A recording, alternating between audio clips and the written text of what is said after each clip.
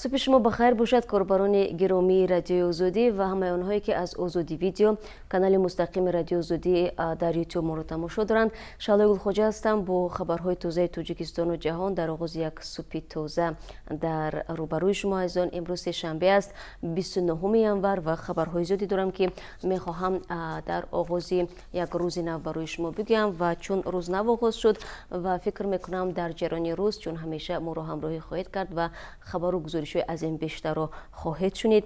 و حالا در پراگ هواسنج 2 درجه گرمی را نشان میدهد. انتظار می رود که بیگاه در اینجا برف بریده سردی 0 درجه را تشکیل نماید. در مسکو پایتخت روسیه باشد هوا سرد است 3 درجه زیر 0. در اینجا نیز آب و هواشناسان روزانه بریدن برف را پیشگویی میکنند. در دوشنبه پایتخت تاجیکستان هوا در دوام روز 10 درجه گرم می شود و احتمال دارد که باران کوتاه مدت باشد. همین حالا در پراگ ساعت 7 است، در روسیه ساعت 9 و در دوشنبه ساعت 11 و در چند دقیقه دیگر من برای شما خبرهایی را که در دست دارم خواهم گفت. دستانی کل تاجیکستان میگوید قضیه طرح منزل دسترس را ریاست پرونده های مهم داستانی زیر نظارت گرفته 4 نفر بازداشت شدند. یوسف رحمان دستانی کل تاجیکستان روز 29 ینور در حضور خبرنگاران گفت این 4 نفر آنها میباشند که دست به فریب مشتریان طرح منزل دسترس دادند. دستانی کل از جمله گفت از یک نفر بازداشت شده 500,000 سومانی رویانده و از دیگری 4 عدد تکنیکا گرفته شد. یوسف رحمان افزود تفتیش قضیه مذکور ادامه دارد و تلاش میکنند ضرری رسانده شده به این طرح رویانده شود. دوستانی کل از مردم تقاضا کرد که هنگام مبلغ گذاری به طرح‌های ساختمانی تنها طریق راه‌های قانونی مبلغ استفاده برند. هرچند دوستانی کل از 4 نفری بازداشت شده نام نبرد، اما طبق اطلاع قبلی نورالله نعیمов رهبری سابق طرح منزل دسترس یکی از بازداشت شده‌ها میباشد. مسئولین منزل دسترس میگویند حالا حدود 80% کارها در این طرح اجرا شده است و تلاش میکنند هر چه زودتر خانه ها دسترسی مردم گردند. ساختمان خانه های منزل دسترس در دوشنبه سال 2013 شروع شده بود و قرار بود ماه سپتامبر سال 2015 نخستین صاحبان خود را این خانه ها پیدا کنند. نفرانی که تا این وقت در شهر دوشنبه اجاره نشین بودند و آرزوی صاحب شدن به خانه خود را داشتند در این طرح روی حل مشکل خود را میدیدند، ولی در 5 سال گذشته با مشکل زیادتری روبرو گشتند. روز گذشته نمایندگان خدمات علاقه به سوال ژورنالیستان درباره سرعت پست و همان نرخ بلند اینترنت در تاجیکستان جواب دادند. الهام عطایف معاون رئیس خدمات علاقه اظهار داشت که موقع جغرافی تاجیکستان و عامل‌های زیادی دیگری سرعت اینترنت را سست می‌کنند. سبب دیگری سرعت پست اینترنت به گفته معاون رئیس خدمات علاقه بحران اقتصادی بود که به شرکت‌های موبیلی اجازه نداد تکنولوژی 4G تکنولوژی پیشرفته اینترنت بلند سرعت را در سراسر تاجیکستان جاری کنند. تاجیکستان از روی سرعت اینترنت موبیلی در میان 124 کشور در جای آخر قرار دارد. در این جو بنا به ارزیابی‌های گوناگون از 15 تا 40% اهالی از اینترنت استفاده میبرند، ولی مقامات رسمی میگویند از هر 100 نفر در کشور 30 نفر اینترنت دارند. به گفته مقامات خدمات علاقه در کشور تقریبا 3 میلیون نفر از اینترنت استفاده میکنند. همین مشتریان شکایت میبرند که هر ماه 50 یا 100 سومانی و بیشتر از آن پول میدهند، اما وقتی مرور در اینترنت باید دقیقه های زیاد منتظر شوند. بعضا انتظاری هم برهدر می رود و نه وبسایت باز می شود و نه ویدیویی. یک سبب چنین اذیت شدن مشتریان به قول کارشناس بین‌المللی کوین مینل که آخر سال 2018 به تاجیکستان رفته است، مالیات زیاد بستن شرکت‌های موبیلی و رفزنه یگانه اینترنت است. در همین حال الهام عطایف معاون اول رئیس خدمات علاقه تاجیکستان وعده داد که اگر مردم صبر کنند تا میانه‌های امسال سرعت اینترنت را به 50 گیگابیت میرسانند. و گفت قرار است طرح مشترک منطقوی قرقیزستان و تاجیکستان و افغانستان و پاکستان با نام دیجیتال کاسا عملی شود که هدف آن دسترسی به اینترنت بلند سرعت و ارزان برای کشورهای منطقه بوده است. برای اجرای طرح مذکور بانک جهانی 92 میلیون دلار اختصاص داده است.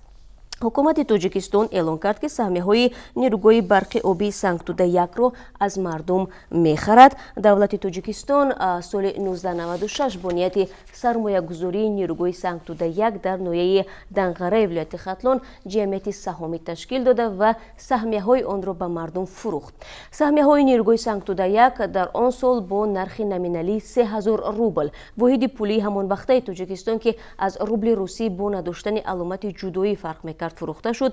Дар оҷонсии рушди коғазҳои қиматбаҳои Вазорати молияи Тоҷикистон ба Радиои Озодӣ гуфтанд, харидории саҳмияҳои нирӯгоҳи Санктуда-1 аз мардум бар асоси қарори ҳукумат сурат мегирад. Барои харидории саҳмияҳо аз буҷаи давлат 10 миллион сомонӣ муодили каме беш аз $1 миллион ҷудо шудааст. Тибқи қарори ҳукумат, хариди саҳмияҳо тавассути бонки давлатии Амонатбонк ба роҳ монда мешавад ва бо ҳамин ҷамъияти саҳомии Санктуда-1 барҳам дода мешавад. Теъдоди саҳмияҳои фурӯхташударо мақомот ошкор намекунанд. Онҳо он замон гуфта буданд ки аз фурӯши ин саҳмияҳо $500,000 ба даст оварданд ки бояд барои сохтмони нирӯгоҳи Санктуда-1 сарф мешуд. Мақомоти Тоҷикистон арзиши 3000 рубли соли 1996-ро $10 бозҳисобӣ карданд ва онҳое ки дар даст ин саҳмияҳоро доранд метавонанд ҳар саҳмияи худро ба давлат фурӯхта $10 бигиранд. Аммо онҳое ки дар солҳои вазнин аз обу нони худу фарзандон сарфа карда саҳмияҳои Санктуда-1-ро харида буданд, мегӯянд арзиши 3000 рубл ва $10 кунунӣ аслан қобили муқоиса нест. ҷалби сармоя барои сохтмони нирӯгоҳ тавассути фурӯши саҳмияҳо таҷрибаи нахустини Тоҷикистон дар соли 1996 буд. харидорони он ҳам аксаран кормандони идораҳои давлатӣ ва буҷавӣ буданд. Айни замон тақрибан 75% саҳмияҳои нирӯгоҳи Санктуда-1 дар дасти ширкатҳои давлатии Русия ҳастанд ва 25% дигар дар ихтиёри Тоҷикистон аст. Сохтмони нирӯгоҳи Санктуда-1 соли 2006 оғоз ёфта, соли 2009 ба анҷом расида буд. Ва ҳоло рӯ меорам ба хабарҳои дигар ва бори дигар дуруд мефиристам ба онҳое ки ҳамин лаҳзаҳо ба мо пайвастанд ва хабарҳои Тоҷикистону ҷаҳонро аз ман Шаҳлои Хоҷа аз Озодӣ видео канали мустақими Радиои Озодӣ дар YouTube тамошо доранд ва сипос мегӯянд барои он ки моро то ин лаҳзаҳо тамошо доред. Ва дар охири ин суҳбат ман аз Шуҳрат Улфатов ёдовар мешавам, муҷире ки зери харобаҳои бино дар Магнитогорск монда буд ва ҳамчунин аз қурби асъори хориҷӣ низ барои шумо бинандагони азиз хоҳам гуфт, яъне қурби рубли русӣ дар Тоҷикистон. Созмони байналмилалии Transparency International ки мизони фасодро пайгирӣ мекунад, дар гузориши наваш навиштааст ки кишварҳои Аврупои Шарқӣ ва Осиёи Марказӣ дар мубориза бо фасоди давлатӣ дастовард надоранд ва ба ин васила рушди демократия дар ин минтақаро бо таҳдид рӯбарӯ карданд. Transparency International ки марказаш дар шаҳри Берлин аст, имрӯз гузориши солонаи шохиси фасод дар соли 2018 ва дар беш аз 180 кишвари оламро нашр кард. Дар ин шохис гурӯҳи Аврупои Шарқӣ ва Осиёи Марказӣ ки Тоҷикистон ҳам шомили он мебошад 35 имтиёз ба даст овардааст. Вазъият бадтар танҳо дар минтақаи канори биёбони саҳрои Африқо аст ки дар он ҷо мизони шаффофият ба 32 имтиёз баробар будааст. Дар шохиси солона Transparency International кишвари Дания бо 88 имтиёз дар ҷои аввал ва Зеландияи Нав бо 87 имтиёз дар ҷои дуввум қарор гирифтанд. хуб бинандагони азиз, тафсилоти ин хабар дар сомонаи мо cw.ozodi.org дар давоми рӯз нашр мешавад ва шумо метавонед онро мутолиа кунед. Кормандони шӯъбаи бозрасии давлатии автомобилӣ дар шаҳри Душанбе давоми 2 ҳафтаи амалиёт 13 мавридеро ошкор карданд ки ронандагони маст мошинро идора мекарданд. Дар байни боздоштшудаҳо аз ҷумла 2 нафар ронандагони таксӣ буданд. Тибқи қонун ба ронандагони бадмаст 16,000 сомонӣ ҷарима ва ё то 5 сол маҳрумият аз ҳаққи ронандагӣ таҳдид мекунад. Дар вебсайти расмии раёсати корҳои дохилии шаҳри Душанбе омадааст ки муддати 14 рӯз дар роҳҳои шаҳр дар маҷмӯъ беш аз 8000 қоидавайронкунӣ сабт шудааст. Дар натиҷаи амалиёт ҳамчунин 432 ҳолати аз меъёри муқаррарӣ зиёд савор намудани мусофирон муайян карда шуд ва мутаносибан ин ронандагонро ба ҷавобгарӣ кашиданд. қарзи ширкати барқи тоҷик рекорди нав гузошта марзи 22 миллиард сомониро убур кардааст. масъулини ширкат мегӯянд беш аз 18 миллиард қарз аз ҳисоби ҷалби сармоя ва боқӣ аз нерӯгоҳҳо, андоз ва бонкҳои тиҷоратӣ мебошад. қарздории ширкати барқи тоҷик устухоне дар гулӯи низоми энержияи тоҷикистон гуфта мешавад. коршиносон мегӯянд то замоне ки шаффофият ва мудирияти дуруст дар барқи тоҷик ба роҳ монда нашавад, умедвори беҳбуди вазъ шудан хато аст. масъалаи ширкати барқи тоҷик ва бахусус қарздории он рӯзи 28 январ баҳси гармеро дар нишасти вазорати энергетика ва захираҳои об ба миён овард. аз рӯи охирон оморе ки барқи тоҷик ба матбуот ошкор кард, маҷмӯи қарзҳои он ба марзи 12 миллиард сомонӣ наздик шуда буд. мушкили аслии барқи тоҷик ба гуфтаи мақомот ва ҳамкоршиносон ин қарзи ҳангуфти он мебошад. қарздории барқи тоҷик ба иқрори масъулинаш боис шудааст ки аз 1 ноябри соли гузашта нархи барқ дар тоҷикистон боло бурда шавад. он вақт масъулини барқи тоҷик бо нашри як баёния гуфтанд ки боло бурдани нархи нирӯи барқ ногузир аст. бо вуҷуди афзоиши қарзҳои барқи тоҷик, мақомоти вазорати энержияи тоҷикистон аз беҳбуди корҳии низом ва ширкати барқи тоҷик ҳарф мезананд. усмоналӣ усмонзода, вазири энержияи тоҷикистон мегӯяд, дар 25 соли ахир бори аввал дар тоҷикистон наздики 20 миллиард киловатт-соат барқ истеҳсол шудааст. далели дигари вазири энержӣ барои беҳбуди кори барқи тоҷик ин 500 миллион зиёдтар ҷамъоварӣ шудани маблағи истифодаи барқ будааст.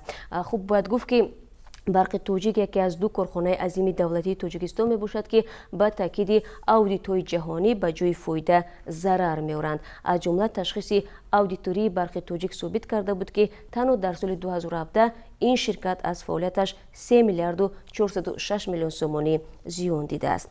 кумитаи тафтишоти русия ба таҳқиқи шикоятҳое оғоз кард ки мураббии боғчаи кӯдакон дар Сибир кӯдаконро мебаст ва даҳони онҳоро бо лентаи ширешдор ё скотч маҳкам мекард.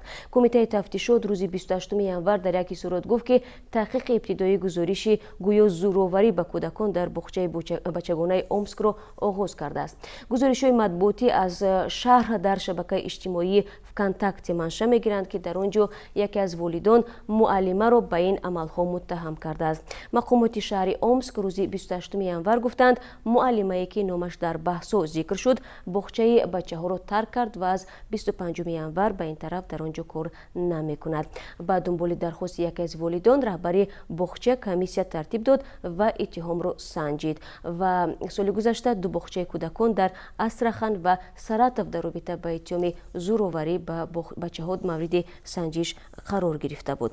ва як хабари варзишӣ ҳам дорем. дирӯз мунтахаби ҷопон бо ҳисоби 3-0 бар Эрон пирӯз шуда барои бозии финалии ҷоми футболи Осиё рохат гирифт. имрӯз мунтахаби Қатар ва мизбони ҷоми Осиё 2019 Эмороти Муттаҳидаи Араб барои рохати дуввуми финали ҷоми Осиё мубориза хоҳанд бурд. бозии финалӣ 1 феврал доир мешавад ва мо аз натиҷаи он барои шумо ҳатман хабар хоҳем дод. ва имрӯз ҳамчунин хабари марги ҳамсару 3 кӯдакро ба Шӯҳрат Улфатов, муҳоҷири тоҷики ҳудуди 30 рӯзи пеш дар Магнитогорск буд, мерасонанд.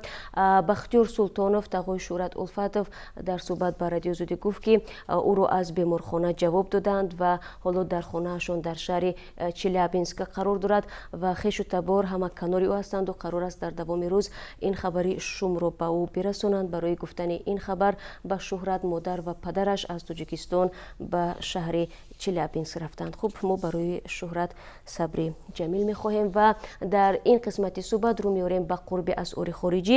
бар пояи қурби муайян кардаи асъори хориҷӣ аз сӯи Бонки Миллӣ барои имрӯз $1 дар бонкҳои тиҷоратии кишвар баробари 9 сомониву 43 дирам, 1 евро 10 сомониву 77 дирам ва 1000 рубли русӣ 142 сомониву 90 дирам аст. хуб, бинандагони азиз, бо сипос аз якояки шумо ки то ин лаҳзаҳо моро тамошо кардед ва фаромӯш накунед, баъд аз 3 соат дигар боз дар пахши мустақим ман барои шумо сархати хабарҳои рӯзро хоҳам гуфт. то он вақт худо нигаҳдор.